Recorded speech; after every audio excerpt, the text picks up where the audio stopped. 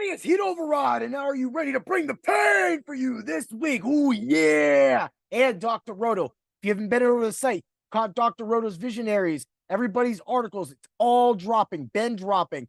I'm sorry I'm getting this one out a little later than normal. We'll get to that at the end of the podcast. But right now, this is the Bring the Pain episode. Ooh, yeah. Bro, those injuries Thursday sucked for betting because, of course, I played 25 yards Andrews, done.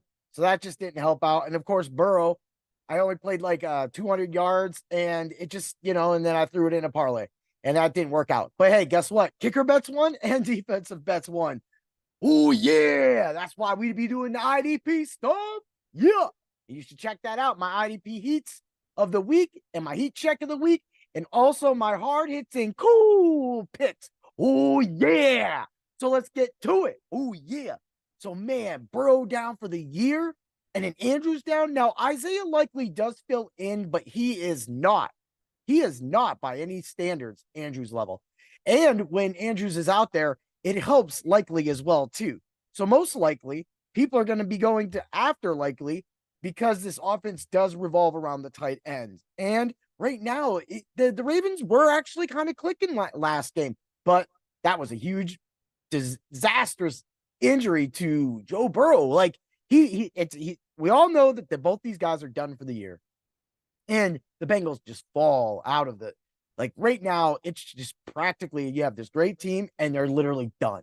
They're just literally done right now. I mean, they'll get some wins. They still have a solid D. They're going to be out there. They're not going to give up. I mean, you put the ball in your playmakers' hands, and they make things happen, right?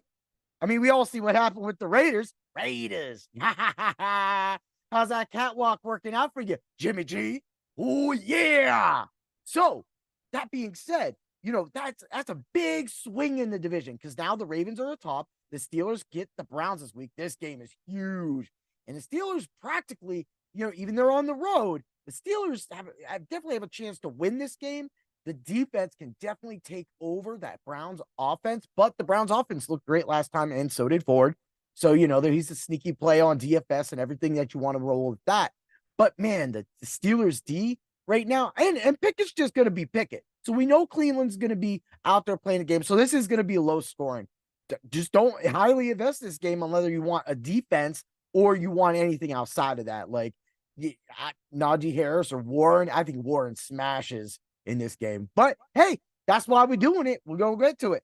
Right. But anyway, that's the thing with fantasy in general right now. We had somebody bring it up, one of the subs in our subs only Discord, bring up like, why does it just feel like it's week to week? Because right now it feels that playing seasonal fantasy football is almost like playing DFS football. You almost have to go to the waiver wire and pick somebody out like a Tank Dell, which is what I did a couple of weeks ago, which has really only paid off 1-1 times because I've had some personal close beats in this league, and now the whole division 6-4, but me, I'm 5-5, right? So that was big, and now I'm playing the number one team, which if I get him, he goes 4 losses. Half the league's gonna have 4 losses. So it's trying to get in there, and that's why these wins are crucial. So I got a good team. There's nothing else I can do with it. You got to plug. Y'all got to plug. And, that's you just try to be as consistent as you can. If guys, it's going to get you 10 points. Like, I avoided playing Zay Flowers, although he had a touchdown called back, and I was like, whoa, right? But I didn't play him. Because the tight end position and the second running back position can be wide receiver swappable in this league I'm talking about. I played just actually Sam Laporta because I just like the matchup better. And I'm, of course, I'm playing Jalen Warren. I have Jonathan Taylor and Michael Pittman off this week, but I still have Devontae Adams.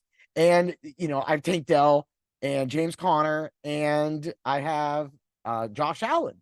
So the team is really, really nice.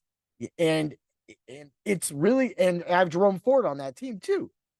So it's set together really well.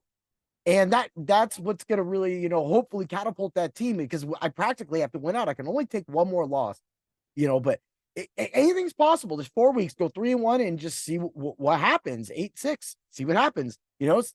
That's all we can do in fantasy football. And yeah, maybe it seems like it's been hard because the scoring has been down, but guess what?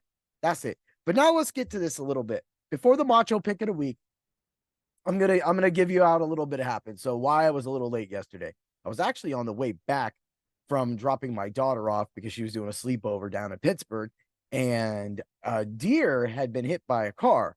And what happened after that is a semi hit the deer into the side of my wheel well. So literally, I'm driving down the road. It was like crazy. And driving down the road, and I seen this car off the road, and bam, just hits me. Like it hit me so hard. And I was like, I was like, okay. And I'm like, okay, the car's good, but ended up that it was the only tire. There's no structure damage. There was nothing on the bumper except some deer hair. So Mr. Heat Override is surviving to get you guys those DFS picks. And of course, Macho pick of the week, I know that you were waiting for it. Yeah. Who's it gonna be? none other than Erie Strong, Connor Strong, James Conner. He is definitely going to get the ball. You know, even if last week was like, hey, we're going to ease him back in the offense, they didn't. He's always around 16, 17 rushes. I'm surprised he didn't get a lot of passes because that gives a little key. Because you're normally Connor gets worked out the backfield. He always catches dump offs and everything. So look for that for this game because that's really going to help him. And what and I like the addition of Michael Carter. That's really cool for my dynasty team. I really like that. So I'm really excited about that. Maybe I can go make a trade for next year. Maybe get a second round, third round pick, for Michael Carter, give him as the backup or something like that. Boom, build for next year. Just build. But yeah, that's how we do it. So James Conner, right? So if you go to FanDuel Sportsbook, you got a rushing receiving total. I mean, unless it's went up, a 67.5. That's a negative 114. That's not bad. That's not bad. I mean, just outside alone, he had a great game last time. He beat it just with rushing yards. All he needs is one good 10, 15 yard swing pass, and he's good. The reason why I bring that up is because they actually have a pass catch for him right now over 7.5 yards.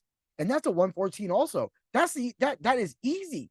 James Conner definitely was back in the day, could get anywhere from 3 to 5 targets in a game. And that's what that's what you're going to see going forward. He is the key. If my team is gonna finish strong, Connor's gonna be a big part of it. And I had him come back for another team that I have a number one team on. So yeah, that's the crazy right there. And so his alt rushing, if you go with just the 40 yards, it's a negative 340 at the moment, unless you missed it right there. So I played all those. And if you parlayed the alt rushing and the over 7.5 receiving yards, you got a 132. You better catch that real fast for goes because that's not bad. There's some bets for you. And there's the Heat Overrides Macho pick of the week. And hey, get ready for the Ultra Contrarians show because that's coming up next. Have a great one. And as always, may the points be with you. Ooh, yeah.